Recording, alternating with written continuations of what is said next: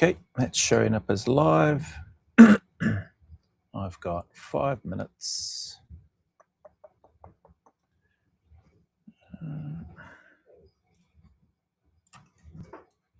Minimize that there.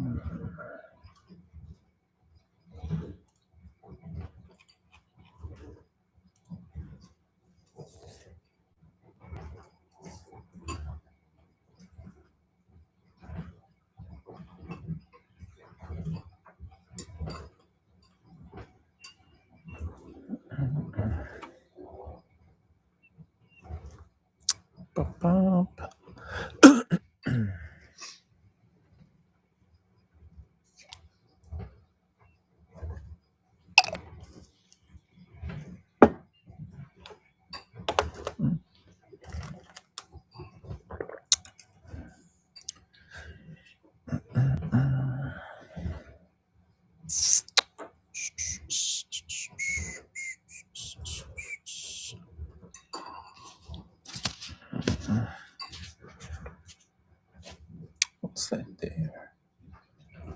Nope.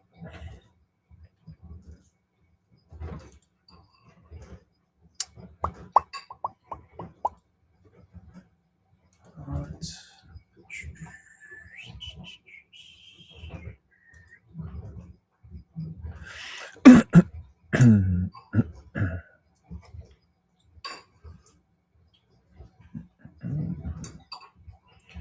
$27 past.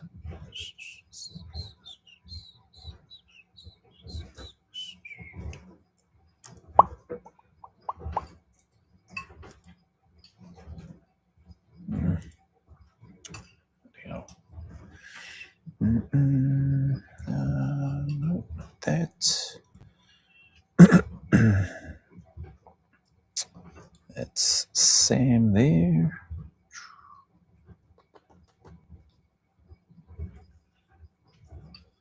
What's this one?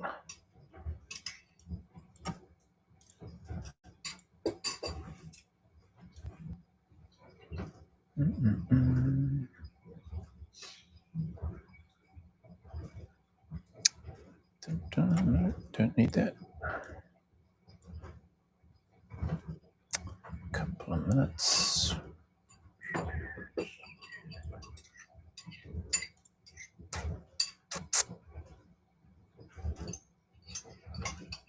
No, not that. Not that. Can move that. No, not that is either. 7:28. Oh, that's what I should do. I should share this screen. Where are we? Share this non-sponsored screen first. A bit more airtime for the bro Joe and his awesome product. Leave that there. Oh, I should put in here. Not sponsored. Just shamelessly promoting the bros. Promoting the bros work. Get you some. Here you go. It's our time. 7:29. Oh, there's some. Okay, some comments in here already. Let's click on that. Riverside. Jason C. Evening, bro. Evening. Looking forward to some comedic relief. It's 9-1. 9-1. None? No one? At 9-1-0-1. Kia ora. Shepherd's Sling evening. Kia ora peeps. Anybody that's there, what's our time? Oh man, 7:30. Geez, that come around quick. Kia ora everybody. G'day. Welcome back to this Wednesday night's live. A shameless plug first by not my sponsor. Here's the big bottle. Waimanaka, Joe Harawira. Check him out. Not sponsored by him, but I ordered some product. Won't be drinking it every video. They connect. I'll bloody have no drinks left if I drink it for every video. But anyway, it's later in the evening. Don't really feel like any of the fizzy lemon and splash of honey drink this evening right now. If I do get thirsty, I'll have some water. But if you haven't already, check them out, eh? Those that are here in NZ. There's a question in here that's come through. Let me get to that one now. From Craig May. They sell it in Australia, mate. So rather than me being the middleman, I just sent him Joe Harawira's email, his direct email. So from what I understand, I did hit Joe up and he said they're just in the process of trying to work through some options there, or trial options at the moment over there in Australia, but they're probably about 3 to 6 months away from that at this stage for Australia. So anyway, he goes, but feel free to send, because I was like, oh, you want me to just send him your email or one of your teams? So if I was just speak with him directly, so I'm not a middleman. And he goes, yeah, bro, feel free to send him my email if you want. So I've done that. But you can find Joe's email. Oh, let's go to here. You can find his email on his website. Just go to contact us and then go down here. So email for Joe, CEO, co-founder. You'll see that there. Click on the little thing there. And then for this fella, Wayne Atkins. And you can email Wayne. But Joe is a fellow that I know. And so, yeah, you can get his details easy enough on his website. Okay, so that's that for that shameless plug of Joe and them's product. Stop sharing that. I am going to, what have I got on here? I'm just going to go to this one. Sam Bamford, one of Sam Bamford's videos. Oh, bloody hell. Share the screen. We'll let this play out first. It might lead into some other stuff later on, but let's go here, and then I'm going to let this play. Is our volume? Give this a play. Your thoughts?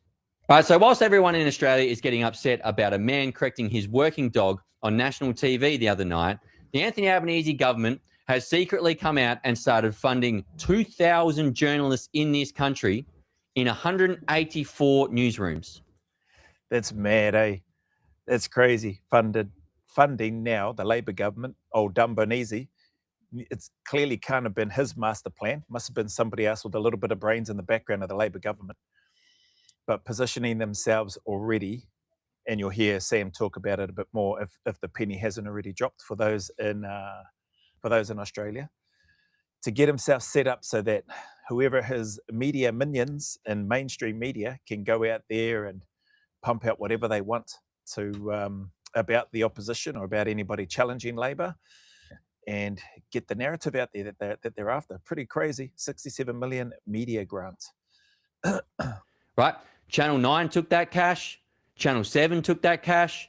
Crikey, The Conversation, and many more left-leaning media organizations took something like $60 to $70 million. And it was 2,000 journalists that are now being backed and funded by the government. That's not bad, eh? 2,000 journalists in your pocket, basically. A few well-known media organizations over there in Australia to do your bidding, you would imagine. I wonder if there's any need to, or clearly there likely isn't any need to, sponsored by the Labor government. The very government that they're meant to be holding to account. The very government that they're meant to be criticizing. You know who didn't get any money, or who didn't apply or wasn't allowed to apply for this program? Anyone on the right side. Sky News, independent journalists and media and or podcasters weren't allowed to apply. You know, the funny thing is, these 2,000 journalists as well, they don't have to say when they write a story or stand on a news program and deliver you the news to say, this was brought to you by the Anthony Albanese government. I've been backed and funded by the Anthony Albanese government. There's no disclaimer that they have to say there. They don't have to tell you that they're backed and funded by Labor. They just are now. And what's Labor doing here? Well, they're shoring up 2,000. That's mad, eh? don't need to say anything. They don't need to say, like, there's even things on YouTube. That's why I was, and I'm not sure about Instagram because I'm not very good at Instagram, but I post stuff on there anyway. But on YouTube, you have to disclose if you're sponsored and all that sort of stuff by anyone, or if you're, I think if you're sponsored or promoting a certain product or whatever, getting a kickback or anything like that. Hence why I thought, oh man, I better make sure I say I'm not being sponsored by Waimanuka, because I'm not. So yeah, but mad that these media that are 2,000 of them, according to what Sam Bamford has said here, Two Worlds Collide podcast, go check him out, subscribe to him if you haven't already, that they don't need to say anything. They don't need to disclose where the money's coming from, how they're funded, etc. It's mad. Journalists for the 2028 election. You know when this program ends, when they'll stop funding these 2,000 journalists?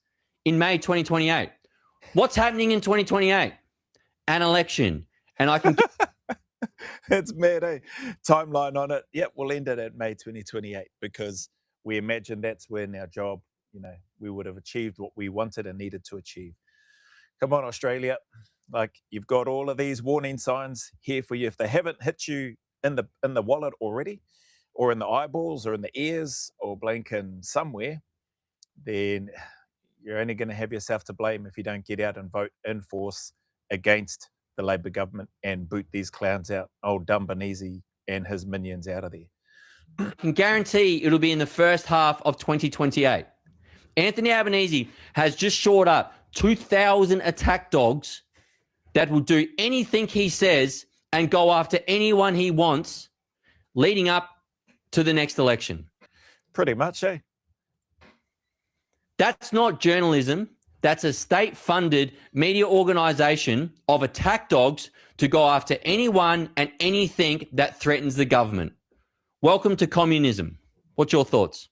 All right, so pretty good rundown there, I reckon, from Mr. Sam Bamford, Two Worlds Collide podcast host and independent. I'll call him an independent journalist in terms of and podcaster in terms of the work that he does and tries to bring out. Crazy. Anyway, let's stop sharing that. Where are we? Dun, dun, dun. And drag that over there on this screen so I can see it better. So we've done that. Anyway, Australia, and you're going to have yourselves to blame, man, if that is allowed to continue and carries on. What am I doing? I'm reading through.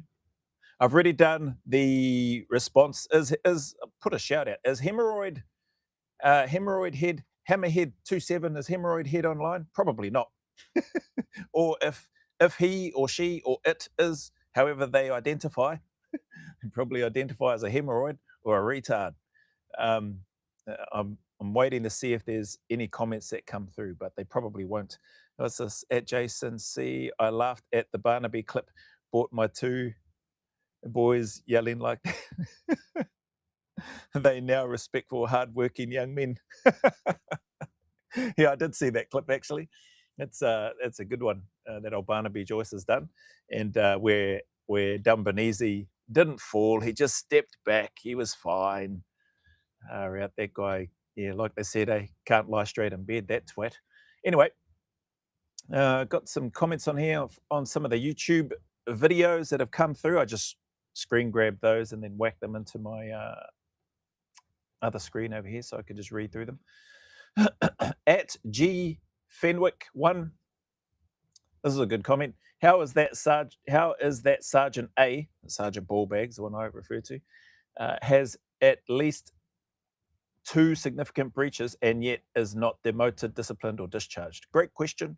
I have no idea. He carries on. In Australian Defence, if you are a uniform or suit and you breach twice, you are up for a disciplinary action, which can be demotion or performance management. At the minimum, you are dropped a security level for a set period, and you would normally be removed from your current area as you could no longer perform at your job if your clearance level has been changed. Yeah. So great question. I wish I had the answer. Seems like, based on the stuff that I've read anyway, like that article being one of them, seems like there's some ball dropping and then some there, which has happened, which is a shame, to be honest. What do we got here? 3 nuts. Hemorrhoid is currently getting his psychiatric assessment. I assume that's what you mean. Yeah, maybe not. Maybe he's sharpening his keyboard to type out some more. Or just doing his right-click copy and then pasting into the comments. From Dave at New Zealand Outdoor Blades, Bullets commented, "Hey mate, I purchased a 6-pack. Awesome. Am looking forward to trying it." So he ordered himself a 6-pack of these, I assume. I'm not sure which ones, or maybe the cans. But that's awesome, Dave. Thanks for the heads up. Let me know how it tastes, bro. When you get them, I think it's good. And well, I think anybody that tries it will think it's good too. At Noel-Life Doctor commented. So this is on the part 3, I think, of my reaction to Tim Kennedy addressing all the claims. Doesn't seem like he's addressed all the claims, but anyway, he's got here, "Tim's a douche." A real important topic for your next video. So to me would be why we signed up to help the West be the world police, or why does the world hate us for spreading democracy? And it's got both of those headings in quotation marks. I did reply to him. I can't remember exactly what I said. I didn't copy and paste my reply onto the screen here. But yeah, those are, I think I said something along the lines of, "Man, those are good topics. Thanks for the suggestion. Those are probably for people with bigger brains than me." Maybe a Joe Rogan or a Sean Ryan a podcast is probably where those topics sit. Why we signed up to help the West be the world police, or why does the world hate us for spreading democracy? Yeah, so that's from at Noel-Life Doctor. I replied to him. He was kind enough, actually. He replied to me as well. I didn't copy and paste that one, but it's in the same comment thread. Yeah, surprisingly, maybe he thought I wasn't going to reply. But you said something along the lines, "Thanks for the reply," something else, some nice words, and then he subscribed. So he said anyway. So yeah, which was cool, which was nice. From Solly, "Did you have DS on selection / cycle or instructors / commanders in Oz SAS you thought were unfair?" The short answer to that is no, I didn't. I have replied to Solly already because he did have a second, or does have a second part to his question, which I'll read out here. But yeah, I didn't have any directing staff during selection or cycle, and I didn't feel I had any leaders that were unfair. Not to me anyway. So which combat theatre do you think was hardest for the Australia / NZSAs?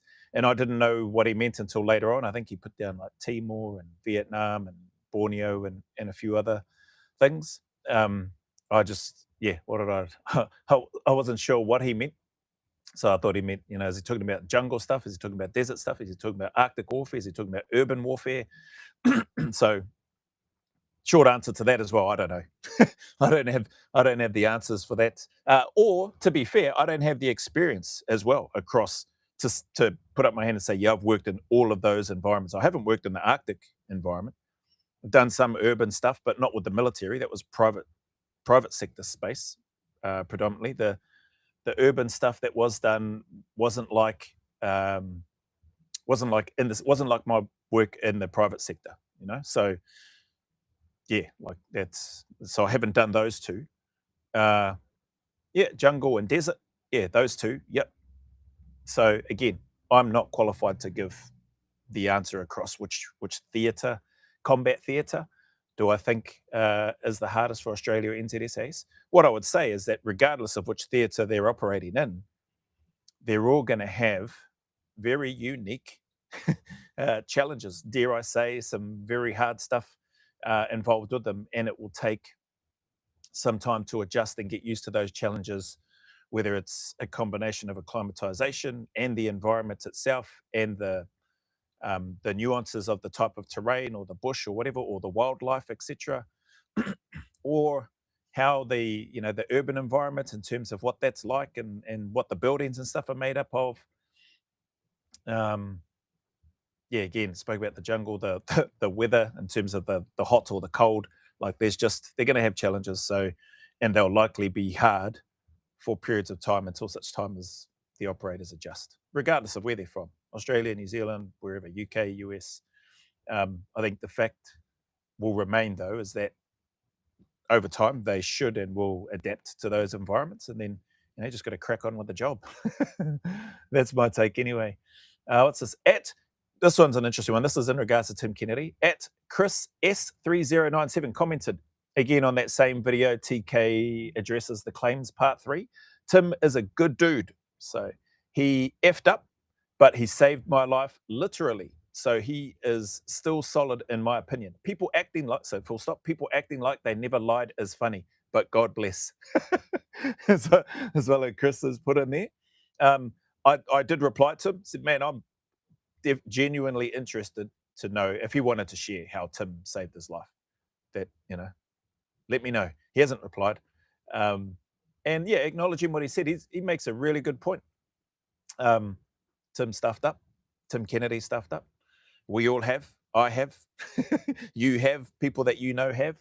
And he's got people acting like they never lied is funny. I don't know where and or who. I don't think I've come across anybody trying to act like they've never lied. The simple truth is everybody has lied and will lie at different times. I have. And I no doubt will lie at different times too. Whether it's those, what do they call it? It's just a little white lie. Whether it's a big lie, I'd like to think, hopefully, I'm not going to be pulling out any sort of blanket big lies. But why I say it's also a good point of what Chris has brought up. There I was in the reactions talking about, wonder if he's paid the money back for the lies that he's told and this, that, and the other, which I still, I'd still be interested and curious to know. But governments lie all the time, eh? And they ain't giving any money back.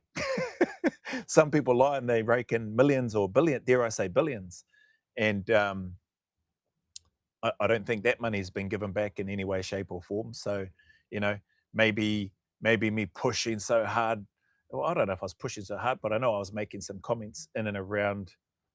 I think the people would feel betrayed, etc. Those that have been hanging off every word, things like that. Then buying his book, which helps him, which helps Tim. Which is nothing wrong with that. Nothing wrong with trying to make money. Like, we're all trying to make money. So people that aren't, oh well, hey, bless them as well if they're not.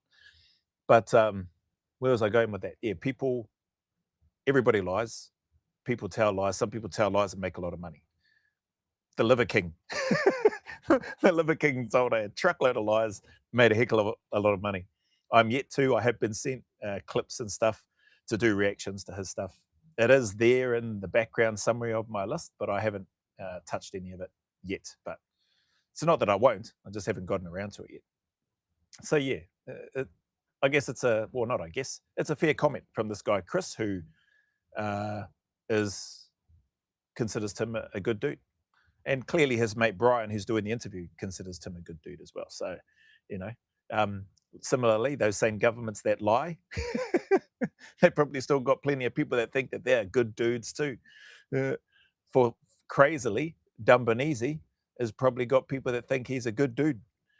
Probably, especially those journalists, especially those 2,000 odd journalists, and maybe even those, what is it, the other $40 or so million that he's allocated to funding to prevent Islamophobia or whatever it is. The ISIS females that he's brought back into country, they'll likely think he's a good dude too. So yeah, who knows, man? But that's Chris's comment, and that's my thoughts on that. What's this one? And then this one here is interesting. Which video was this on? I didn't screenshot which video it is, but it's in one of the comments. It's from @PTRPGE61. So this person has got, I've seen the real footage of one of the, maybe it's in regards to that SAS Secrets of War 60 Minutes that I did. Actually, I think it is in the comments of that.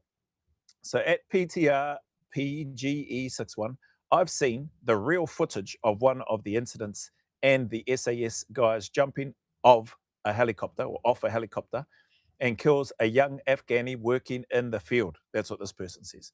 The Afghani was on the ground, hands in the air, and no weapon. And the Aussie guys just kills.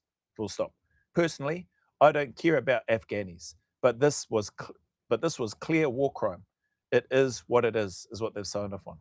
I did reply to him. I think I said, how do we know you've seen such footage, bro? There's been no reply on that either. So, yeah, I don't know. Get some randoms come out of the woodwork, have got these blinking, I don't know if they're bot created handles or what, or maybe it means something to him, at PTRPGE61. But that's his comment. He's seen the footage apparently, or he's seen some footage. I've seen the real footage of one of the incidents, he says. And the SAS guy is jumping off a helicopter and kills a young Afghani working in the field. Full stop. The Afghani was on the ground, hands in the air, and no weapon. And the Aussie guys just kills. It says here, full stop. Personally, I don't care about Afghanis, this person says, but this was clear war crime. It is what it is. Maybe they're on the on this live watching in the background, maybe. Who knows? And then we've got at Jason C. Joe, have you got a comedian in the background creating material for you to use? Jason C. 9755. Laughing face, enjoying the content anyway. Keep up the good work. Thank you, bro. What's this one here? At Lumina Lovecraft. Lumina Lovecraft? Is that right? Kia ora. Kia ora. Kia ora back. Anyway, this one might not take as long as what I thought as well, because I covered off on the hemorrhoid stuff with the bonus live today, because of, as I discovered, he had just copied and pasted the same message, the bloody twat. I thought he had actually typed out a whole bunch of different messages. So that's why I thought, oh man, I'm not going to get through all of that tonight. So I chose to do an earlier live today. That one's already up. So if people want to go and watch that, they can, which would give me time to go through this stuff, because there was no way I was going to get through all of that, I thought. Plus this, I probably would have now in hindsight. But anyway, so here's an IG message. Hey, mate, I've been trying to find your info on the SA selection reference guide. Is that still an offer you provide? Yes, it is. Interesting. Funnily enough, I just had a couple of people who, well, they found it. They found it on my YouTube channel. It's a post on my YouTube channel. I think there might be a couple of videos about it, but the info and in terms of what to do, etc., is in one of my YouTube posts. So a couple of people have found that recently. They reached out, I replied, they deposited the $59 NZ, and then I've sent them the SAS selection reference guide. So yeah, it is around, and it is something that's still there, but it's not something, again, I probably need to do better at a lot of things. Not probably, I do need to do better at a lot of things. And one of those things is maybe, not saying probably, but maybe re-uploading or reposting the same post on my socials. But anyway, maybe I'll do that after this. Who knows? Already done that one. And this one, I've left this one intentionally. This is the last. I received this as an email. I won't give this. I won't read out this person's name or their email. The ones that I read out there with the comments and reading out the at Chris S3097, that's because it's in the comments on YouTube. So easy enough for people if they want to go and have a look for them and have a read for themselves, I guess. But this one here, this email, this is a hearty one, man. So there's lots of stuff running through my head in it. So it'd be interesting to maybe see if anybody has any thoughts. You don't have to, but I'm going to give my thoughts anyway. So Scott here. Hi, Joe. I've watched and listened to a lot of your videos / reactions, and for the most part, I genuinely enjoy them. Full stop. I'm curious, what would satisfy you in the BRS war crimes trial as far as accountability if these allegations are true? ? Let me read through the whole thing and then I'll come back. Also, you make a fair and valid point about the presumption of innocence until proven guilty in a court of law beyond reasonable doubt in the case of BRS. Just wondering, do you and would you apply that same legal framework / principle if we were talking about a pedophile? It's a hearty question, bro. Full stop. I mean, if witnesses who didn't want to have their identity shown, but were willing to testify against an individual well after the fact? ? So again, I'll finish off reading this. It's nearly done. And then I'll go back and then give my 2 cents on each of the parts that this person has put. I know this is a big ask and a completely different set of circumstances. And I understand if you don't want to give your take on this heavy and sensitive topic. Stop. Thanks for your time and the effort you put into your channel. I have no doubt it's going to continue to grow and have more impact than you realize. What a that's a ripper, that one, eh? Anyway, oh, sorry, what's this? AWOL Stew, I thought everyone too scared to comment, so hope you're all well. Clearly people aren't too scared to comment on my videos. I don't know if they're too scared. Maybe there are. I don't know. Maybe there's people that completely disagree with me or whatever, but just come here on the lives and just lurk in the background and watch. I don't know. I don't particularly care. Anyway, this one that I left for last, the email. Thanks for that, Jenna Jo. Curious. So let's get into this. I'm curious, what would satisfy you in the BRS war crimes trial as far as accountability if these allegations are true? I think I feel like I've spoken about that in other lives and in other videos, but maybe not directly like this is now. Maybe that question needs to be a separate video topic. Maybe I will do that after this. Who knows? Not tonight though. But what would satisfy me if these allegations are true, essentially, in regards to BRS and the war crime allegations which he is facing? What would satisfy me, first and foremost, is not guilty. That's just being honest. That's what would satisfy me, beyond reasonable doubt, that he is found not guilty. That would 100% satisfy me. Like, I couldn't care less whatever else happens to those nameless, faceless little weasel witnesses. But if he was found not guilty, that's, what did you say? Satisfy. That would 100% satisfy me. But you have put as far as accountability if the allegations are true. So coming back to your question, if the allegations are true, what would satisfy me then would be everybody who was involved, who was there, witnessed, did nothing, who was there and committed. So again, they've charged RS with 5 counts of war crime murder, of which I've heard 3 of those, so that the allegations, of which 3 were carried out by 3 separate soldiers. Doesn't matter if they're junior, they followed, and doesn't matter if they were given that instruction. They followed an unlawful command, these other 3, if these allegations are true. If RS was the one that gave the order, that's under international law, from what I understand, that's irrelevant. They should have refused to carry out that order, that unlawful command, if these allegations are true to your question, and they shouldn't have done it. The fact, if these allegations are true, that they did do it, if, again, repeating myself, if those allegations are true and they did do it, then those 3 need to and should face the music as well. So there's that. The other parts is in regards to the leadership. What was being done? Because these allegations came up, to your point, if the allegations are true, it keeps circling back to a 4-year period between 2009 to 2012 when these supposed allegations and what sound like war crimes based on the allegations took place. So those that knew about it, did nothing, said nothing, communicated with higher ups, if they knew about it, did nothing as well, said nothing, like there should be a level of accountability applied to everybody that, that was involved and or that knew and or, I think the wording is and or who ought to have known from a leadership position. I can't remember the exact words in terms of what's been shared in that space, but I think Mr. Pote, who was the father of his son, was one of the 3 Australians that were killed by Hikmatullah. He gives an interview. I forget who he does it with. I think he does one with Sam Bamford as well.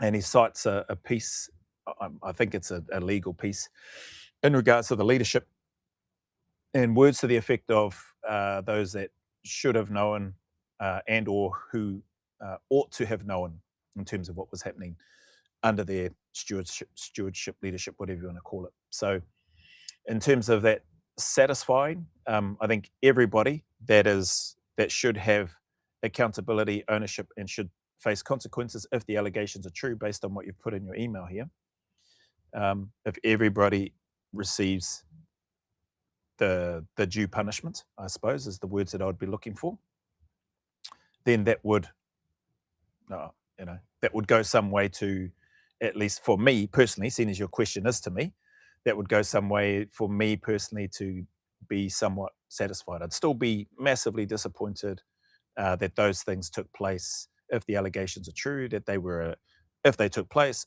if, nobody seems like, if those allegations are true, did nothing, if leadership did nothing, and they were allowed to just continue over a 4-year period,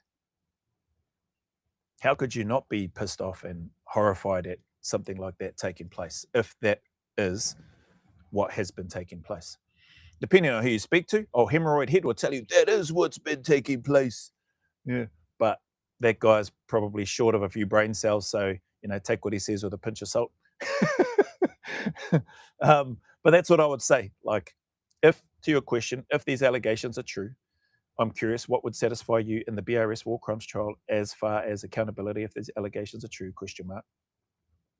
Everybody faced the music. Those 3 who claimed that they shot and killed an unarmed detainee, they face the music. There's a life sentence there for each of them.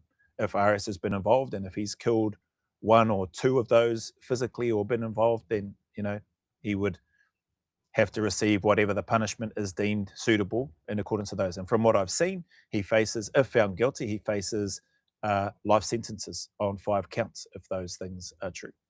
Leadership, anybody that knew about it, did nothing about it, should face consequences as well. There's got to be some sort of prison time there, surely. Those that were on the ground, those within the patrols. So if this is all beyond reasonable doubt, there should be more heads rolling than just Oliver Schultz and Corporal Ben Robert Smith, VCMG. Like, there's 4 or 5 other members within the patrol. There's other troop members from their teams. So person 24 who claims that he saw and that RS just did it as a display for everyone without any disregard for anybody else that was there, like the other operators that were there. I don't know how the legal framework works for that, but if there are people there that saw this and did nothing, there should be consequences there for them as well. I don't know what the legal wording is. Like, if you see something happen that is illegal and you do nothing about it or whatever, or you don't report it, that you're liable as well. I don't know. Again, I'm not a lawyer, but I would assume that there'd be some sort of penalty for that type of, what's the name? Not doing anything about it. Fancy words, eh? So anyway, that's that. That's for that first piece. Where have we got here? Also, you make a fair, bloody hell. Also, you make a fair and valid point about the presumption of innocence until proven guilty in a court of law beyond reasonable doubt in the case of BRS. Thanks for that. Just wondering, do you and would you apply that same legal framework / principle if we were talking about a pedophile? Right. What's that bloody twat's name in Australia? There's a few things that come to mind for me. Heston Russell has spoken about with Kyle Stefanovic in Australia, and maybe it's in other countries as well. They treat pedophiles with more privacy and dignity than war heroes, in the case a la Ben Robert Smith. Like, the privacy and anonymity that's maintained for suspected pedophiles, and I'll try to give an example soon. I'm just trying. Tate, that's his name. Hamish Tate in Australia. Something ridiculous like, is it over 300 charges of sexually abusing young children in a early education childcare centre?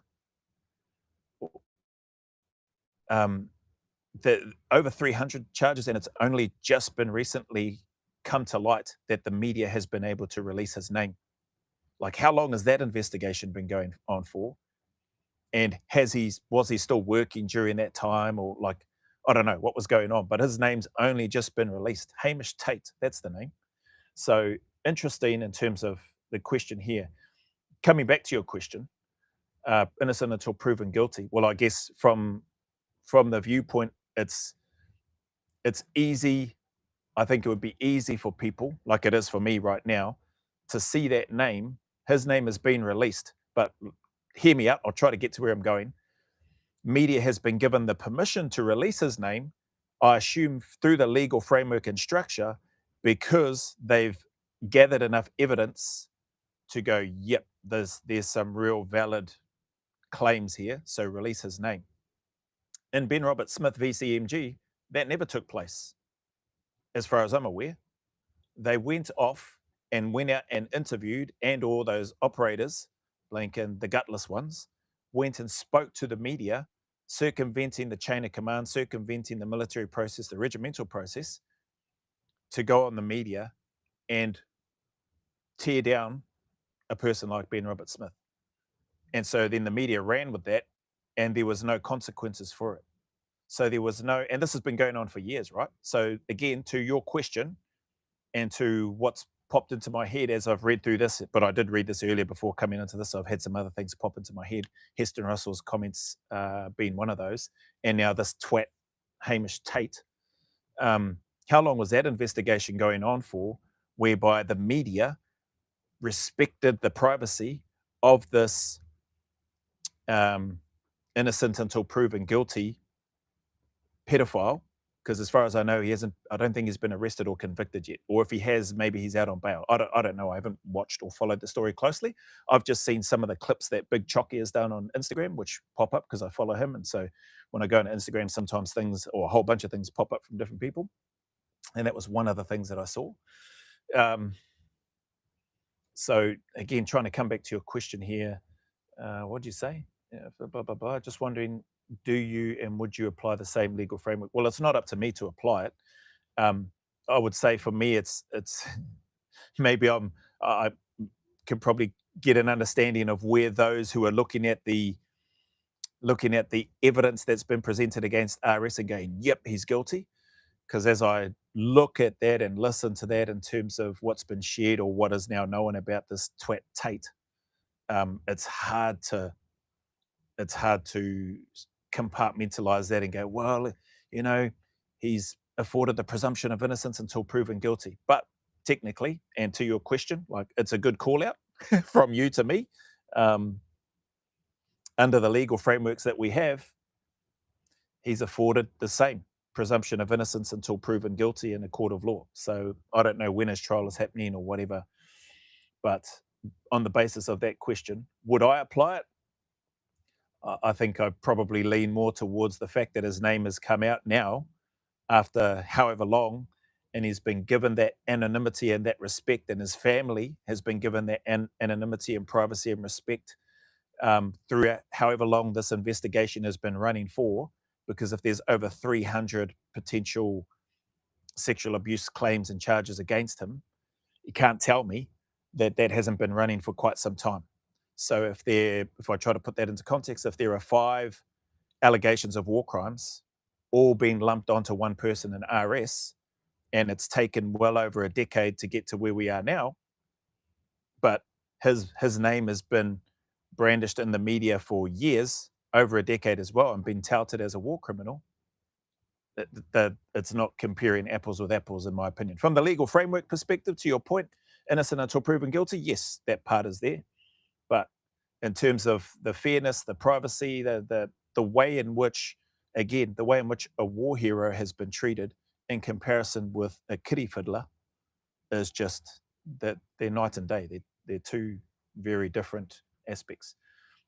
In a nutshell, with that first part, the framework applies regardless, based on my limited understanding of the legal system, that presumption of innocence until proven guilty. But it's a hard thing, I think, for anybody to reconcile. And I think that's partly why people that are so interested in the Ben Roberts-Smith case, war crimes case, I think that's probably maybe where they sit as well. Like, it's probably hard for them to fathom a presumption of innocence until proven guilty because of this evidence, well, this supposed witness evidence that has come out against RS. But there's lots of holes in that as well. So it's not 21 operators from the regiment. You know, Scott Jones has done a great job of debunking that, whereas the media never made any effort at all to say that the 21 witnesses were not all from the regiment. There's actually only 4 or 5 of them that are from the regiment. And then the rest, we're grabbing some females. Some of those other witnesses, or maybe another 4 or 5, are for RS. They are from the regiment. So maybe there is about 10 from the regiment, but not all of them are against RS in that case. So yeah, a bit of deception and stuff there used on that. I don't know if that ties in with what I was talking about or where I got up to. But anyway, legal framework, pedophile, bloody hell. I mean, if witnesses, Okay, so this is the next part. I mean, if witnesses who didn't want to have their identity shown but were willing to testify against an individual well after the fact, I mean, that's a completely different sort of set of contexts. We've seen a lot of, sadly, not just young children, but adult women who maybe were abused from a young age up into adulthood as well, who have been too afraid to come in and speak. You see and hear about it, and there's lots of stuff on the interwebs and YouTube, and even some documentaries of people that have been in domestic violence just feeling trapped and like they couldn't leave because they felt like they would be killed if they tried to.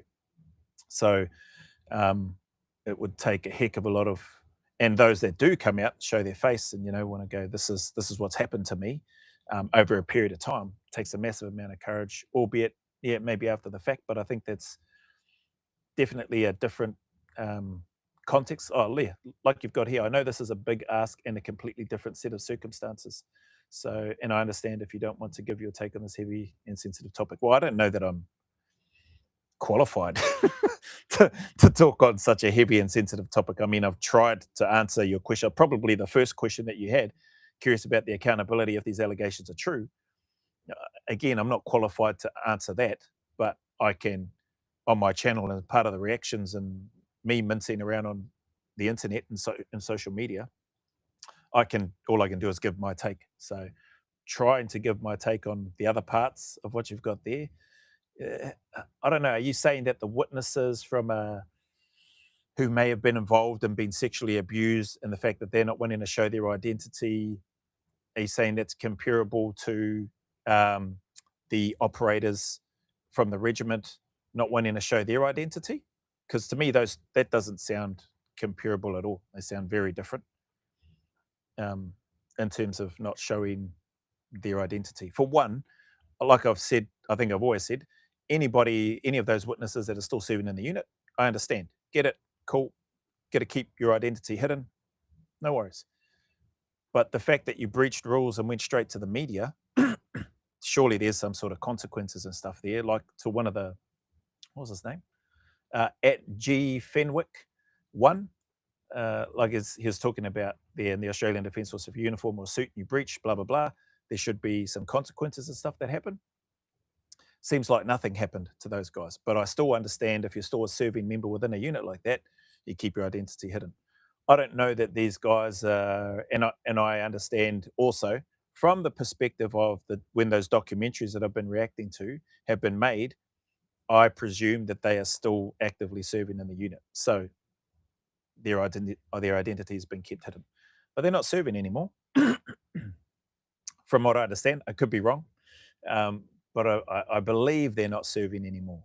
And if they are, they bloody shouldn't be, in terms of just the blatant breach of the protocol and processes in terms of escalating complaints formally and or informally, and going through that chain of command. If they've still got the same level of secret clearance, etc., or top secret, the information that they have access to, etc. Like, I don't know if people have thought, oh, it's a good idea, we'll just still keep them in that same role and position, and or maybe we'll promote them now. So anyway, that's my 2 cents for what it's worth. They're not going to listen to what I say. Like I've shared before, I don't speak on behalf of the regiment, but it's disappointing if that is the case. So yeah, as far as the identities going, maintaining the privacy of their identity from somebody that's been sexually abused and then wanting to maintain their identity, man, they can maintain that forever if that's what they want to do. Obviously, these, what I call the boy band Blinken rejects, retarded rejects from the regiment that have come out as witnesses, delayed witnesses, they've got immunity and anonymity. Seems like guaranteed. So we'll likely never know who they are. And I just think if they have participated in these things, as 3 of them have come out and said literally they are the ones that squeezed the trigger, then they should be paying the consequences, to your first question in your email. Yeah, I think that's probably all I've got with regards to responding to your email. Hearty email, bro. Yeah, I'm glad I don't get those every day or every week. You usually just get some blinking uneducated retards like Hemorrhoid Head jumping on in the comment section. Again, I don't know if he's one of the witnesses that's got immunity, or if he's blinking Steve Azula or Brad Spears. I don't know. Spears Brad, whatever his name is. Hadn't given that guy another thought until people that follow my channel reached out, and I didn't for a second think, oh, maybe this is Spears Brad, until people had reached out on Instagram and said, do you think maybe this is that clown from Instagram that was bombarding your channel or whatever before on Instagram and put in all those stupid comments that you've screenshot and kept and got all of those along with his other messages? I was like, oh, I never thought of that at all. I just thought, okay, I think he's had enough now. He's gone based on his last message. So yeah, who knows? Conspiracy theory. There you go, Hemorrhoid Head. There's potentially another conspiracy theory. Crack up. Anyway, what's this? Oh, sorry. Dun, dun, dun. I thought at PB at PBizza, bro, you need to fact check this man. Which one? Hemorrhoid Head or William Keith 8740? The book written by Hugh Pote is well worth the read, called Failure of Command. Finished reading it a couple of weeks back. Oh, awesome. Thanks for that, Billy. Okay, good to know. Failure of Command. AWOL Stew, Royal Australian Navy just swapped Chief of Navy. Okay, just swapped Chief of Navy. For who? I fear the next one might look like Ronald McDonald in drag. Oh, man. Not this new one. The next one up won't take long at this rate. Bloody crazy, man. Jason C. found what I think is the helicopter footage from ABC Four Corners report, 17/3/2020, by Bridget Fitzgerald. Clip 3 minutes 45 seconds. Send it, bro, if you've got it. That name doesn't sound familiar. Bridget Fitzgerald. Clip 3 minutes 45 seconds. I'll watch it now. What's that time? Now it's only 52 minutes. I'd probably play it on here and watch it live, or play it on this. Maybe I'll get blocked again. Oh, who knows? Anyway, if you've got it, Jace, and you want to send it, feel free, bro. Otherwise, if not, I'll try and look up. Better write that down. Bridget Fitz. Oh, no, wait. I'll just screenshot it. And I can paste it to where I've got this other stuff. Jace. Screenshot. Capture. Cool. I've got that capture anyway, so I can look that up later. Anyway. I'm glad I left that one for last. Yeah, that's it in terms of this live. I don't know if people have got any questions or comments or thoughts themselves that they wanted to. I do the lives more so just to run through and give a bit of a download in terms of what has come through, and or what interests me. But if people have got things that they wanted me to dig into on the lives, then probably just send it through and let me know, or bring it up here. Was talking about Sam. Oh, talking about Sam Bamford. Talking about, so what did you say actually? Digger, bro, you need to fact check this man. Fact check him? Okay. Is he not right with that 67 odd million? Interesting. And fair point as well. Like, I would say there's a lot of stuff that I don't fact check. Like, I just get sent, because normally I just get sent articles, links to articles, or I get sent links to videos. So I'm reacting to what I see. I'm not an investigative journalist. I know I've said that on a number of videos, and I have no plans on being one. So, yeah, like that may be where, when I'm giving a reaction, stuff could come back to bite me in the backside. I'm aware of that, and if it does, then I'll go, oh, okay, well, here's the facts now. I was wrong. I was wrong on this about, I don't know. I was wrong on this about Tim Kennedy. I was wrong on this about whatever else, whatever other reactions I've done to. Like if people send me the facts or whatever, and they go, hey, you were wrong on this, check this out, this is exactly what happened, blah, blah, blah, blah, blah, then, okay, cool. Thanks for that. I better acknowledge that and thank the person who sent it through.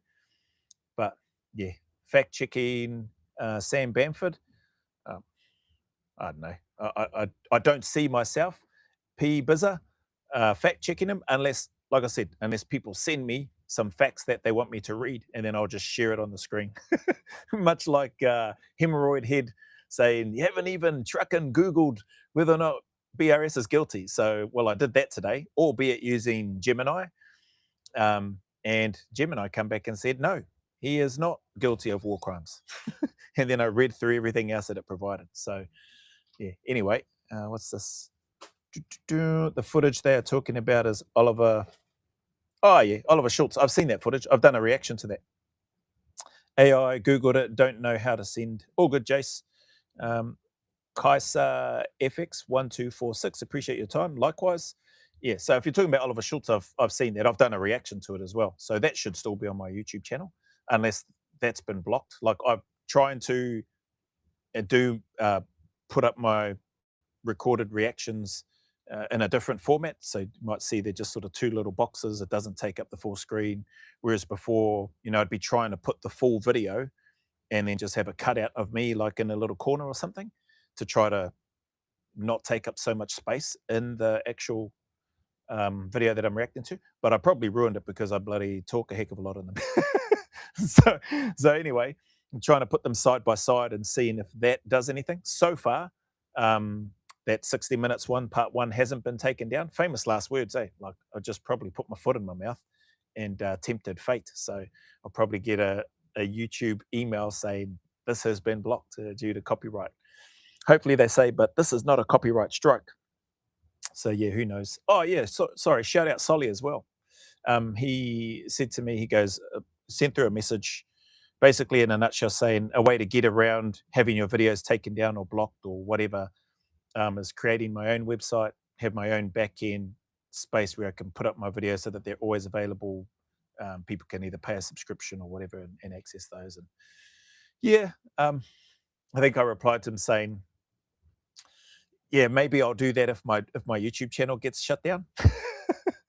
so again, maybe I'm tempting fate, but the thing is, I don't care. I'll just start again. I'll just start another channel. Like I entered into this journey of YouTube and doing social media last year when I reopened a YouTube account on the 15th of March last year with a long-term view and perspective of at least 10 years going through this.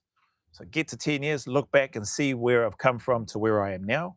I know I'm going to be in a better place. Even if this current channel gets shut down, I'm just going to start again. It just means starting from scratch and take all the lessons that I've learned and then pump them into whatever new channel I need to do. There's I was just having a look recently. There's over 1,000. I'm at over 1,000 videos on my channel. I was like, that's crazy. Not all, obviously not all of them are good videos. But where is it? Was it over 1,000? I'm sure it said over 1,000. Yeah, 1K videos, it says. Let's share. I'm going to do this. I'm going to share this screen. Where are we? Is it sharing? I don't even know if that's bloody sharing. Yeah, it does look like it's sharing. There, or if you can see the mouse. I'm not sure if you can see my mouse moving on here. 1K videos. I was like, holy heck, that's a lot of videos over the course of a little over a year, about a year and 4 months. But anyway, I can stop sharing that now. So, it's just work things into existence. I never expected to be where I am now at this stage. Grateful to be where I'm at now. If it's shut down, I got to start again. Well, then it's just roll my sleeves up and start again. It's not rocket science, and there's no need to waste the time. It will be a waste of time me sitting around sooking and whinging about it. It'll just be time to just get started again, create a new channel, and then go again. So anyway, Christian, Jason, Joe has done a reaction to that footage. YouTube took it down. Oh, okay, so it is one of the ones that's been taken down. Yeah, there's been several of my ABC 60 Minutes videos that have been blocked and taken down. So yeah, that's clearly just another one. When they've done that, I can't even click on them or play them in the back end. So I can still see them in the back end on the YouTube studio, but I can't play them, like they're just blocked. So yeah, anyway, I suppose at least they didn't take my channel down. Well, how can we send Jacinta Ardern back to New Zealand? In a box, LOL. No much respect to our wonderful politicians. Crack up. I think her nickname is Horsehead from a few people. Jason C. Cheers. Thought I'd seen it was probably watching Joe. Yeah, and that footage looks terrible, man. Like I think I share that. It doesn't look good. I give my thoughts in and around that. He asks a couple of his offsiders, oppos, you want me to shoot this? And says some colourful words. Person says, I think one of the guys, you can hear him say, oh, I don't know. Ask so-and-so maybe. And then he asks another person once or two more times. Can't hear what is said in response. And then you see him drop the guy. So, I've shared my thoughts about that in and around. Clearly, he's had some time and space, like mindful that I'm sitting in my armchair looking at that, away from it, haven't been on the rotations that he and those other guys have been on, haven't just encountered or landed into the LZ of what they've just landed into, haven't been in that grind day in, day out of what they've been doing. So it's very easy for me to sit back in my armchair and then say, oh, I think you should do this. And, this is what I think should happen, blah, blah, blah. But that's what my channel is. It's a reaction channel. Give my thoughts. And again, it's just me talking around what I'd like to think I would do. So I think I said words to the effect of, if you've got that time and space, if he's not posing a threat there and you're close enough to him, you can't see anything that could be used as a weapon. He doesn't appear to have a suicide bombing vest or whatever on him. Approach with caution, get him face down, cable time, hog time, dump him over by a tree, leave one of the dog handlers or whatever with him, and then carry on the assault forward. Or if you reckon he's secured enough, leave him there on his own, do the sweep with the team, then come back to him and collect him. A few things, but that's, again, that's the armchair version of somebody having even more time and space to sit down and watch the video and go through and dissect or try to dissect it and give my take in the moment of watching that video for the first time. So is that the right thing to do? I don't know. I don't know. For me, that's what looks, sounds, and feels right for me as I sit in an armchair and look at it on a video. Real easy for anybody to do that. Similarly, it's real easy for people to sit down, look at that and go, he's a war criminal, that Oliver Schultz, and he's a scumbag, he's this, that, and the other, whatever. Like, again, they don't have don't have the further context. They don't have the knowledge. And at that time when I did the reaction, I didn't know about ROE 429 alpha. There's just a whole bunch of things. Some people may look at that and go, it doesn't matter. You don't need context. That's a war crime every day of the week. Again, maybe they're right. To those people looking at it, whether they have military experience or not, it 100% appears that way when you just look at it black and white, face value. And for some people, that may be more than enough. But again, I think I tried to share, we don't know if those guys were engaged and shooting at the assault force coming towards them and then just ditched their weapon and then ran and then fell down or whatever. And then, no, I'm just a farmer or whatever. Whole bunch of different scenarios, and I don't pretend to have all the answers to them. But people will have their opinions, just as I have my opinion. And some people will share them in the comments. Some people will go on video and verbalize them as well as put their face on the camera. Some people won't. So, yeah, I can't. I wish I could remember everything that I said in there, but I do know I said that doesn't look good, and that it could have, in hindsight, with an armchair view, be handled a different way. I think, and I felt as I looked at it. But that's what happened, and now I suppose that forms part of the prosecution, I assume, against Oliver Schultz for when he has his trial. So it does sound like, from what Scott Jones was saying, he believes that Oliver Schultz will get off his charge based on the orders, the ROEs, and a bunch of other things, which I don't think he went into detail on the Sam Bamford podcast. So anyway, what are we? What's this? You'll love. Oh, that's the 1 hour alarm. That's all good. You'll love 60 Minutes Part 2. Oh, Hasty put in on the crocodile tears for bombing a few kids. In that, Christian, I have watched that. I haven't gotten through the rest of it, but I've seen that part with the crocodile tears. It threw up more questions and answers for me. yeah, I won't. Actually, yeah, I could probably talk about it here. Like, people will hear it if they watch the reaction. That is, I don't know how or what was used to determine that his one was an accident, a fog of war accident, and not a war crime. When he says himself, his words, when he met with the family or the uncle, that he's the one that gave the order for the missiles or the bombs to come in, and it took out a 6-year-old and an 8-year-old boy. That was my first time seeing that video. So thanks again for sending that through. He talks about they were looking one way, and then the bombs came in on the other side, and then his heart sank when that happened. And so I was just, so what, were you looking one way because that's the target that you identified, and that's where you directed the aircraft to send their missiles, or yeah, it doesn't explain that in the video, or he doesn't, at least anyway. And I haven't seen all of it. There's still probably another 10, 12 minutes of it, but I feel like I've seen most of that part. And that, so it's still confusing to me in terms of how that's played out and what has been used. He shortly after tendered his resignation, apparently, after that incident, but the regiment flew him to the family where he sat with them and said, I'm the one that gave the order, and started crying or whatever. And then the Afghan uncle or something said, I forgive you, where he's then having a sook on camera. But again, it's just, yeah, confusing. What investigation was done into that? Like, how does that not constitute a war crime? How do where's the communication logs? Like, in terms of what was communicated to the aircraft firing their missiles at the place, presumably at the target, because that's what your air assets do when you're on the ground. Now, granted, they don't always get it right. They're not perfect, like Air Force, ground troops, 100%. I think people understand that. Nobody is. They don't always get it right. But more often than not, your air assets, particularly the American ones, when you're calling them in, they get it right a heck of a lot more times than they don't.